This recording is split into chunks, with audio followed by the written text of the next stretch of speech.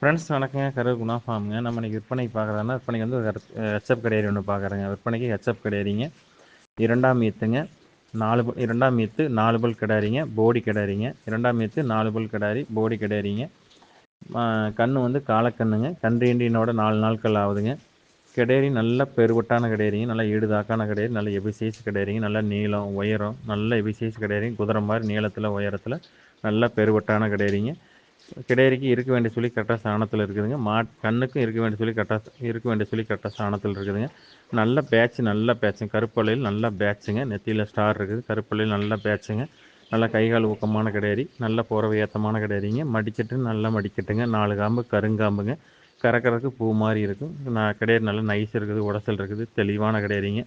அடர் தீவனம் தாலி தீவனம் கிடேரி தெளிவாக எடுத்துக்குதுங்க. கிடேரியில் வந்து குற்றங்குறைகள் எதுவும் கிடையாதுங்க. மழையினால கொஞ்சம் வயிறு நம்பாதனால லொடக்கன் இருக்கிற மாதிரி தெரியுது. நம்ம காலையில் நேரமே எடுத்தோம். மழை பெஞ்சிக்கிட்டே இருக்குதுங்க. அதனால நம்ம காலையில் நேரமே எடுத்தோம்.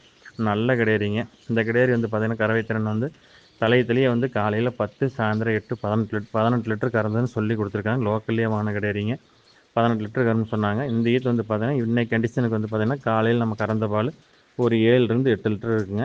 சாயந்தரம் ஒரு 5 லிட்டர் வருதுங்க. 13 லிட்டர் பால் இன்னைக்கு கண்டிஷனுக்கு 8 5 13 லிட்டர் பால் வருதுங்க.